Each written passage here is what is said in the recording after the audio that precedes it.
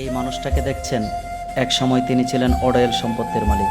প্রায় 50-60 লক্ষ টাকা ব্যয়ে প্রতিষ্ঠিত করেছিলেন সৌদি কাশেম কিন্ডারগার্টেন স্কুল। কত মানুষের কর্মসংস্থান করেছেন, কত অসহায় পরিবারকে নিঃশব্দে সাহায্য করেছেন, কত প্রবাসী ভাইদের মুখে নিজের খাবার বিলিয়ে দিয়েছেন। আজ তার হিসাব কারো কাছেই নেই। জীবন বড়ই নিষ্ঠুর। সময় বদলায়, মানুষ বদলায়, কিন্তু মানবতাকে বদলাবে? যে হাত একদিন শত মানুষের মাথায় ছায়া হয়েছিল, আজ সেই হাত কাঁপছে অসহায়ত্ব নিয়ে। আজ সেই মানুষটি হাসপাতালের বিছানায় টাকার অভাবে চিকিৎসা ছাড়া কষ্টে দিন কাটাচ্ছে।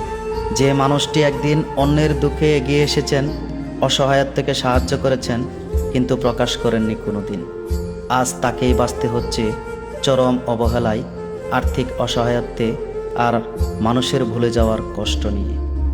আজ তার ঠাঁই হয়েছে অন্যের বাড়িতে। এক সময় দান করতেন তিনি, আজ নিজেই দানের অপেক্ষায়।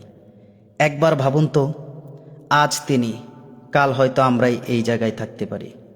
আসুন দানবীরকে দানের হাত ফিরিয়ে দেই।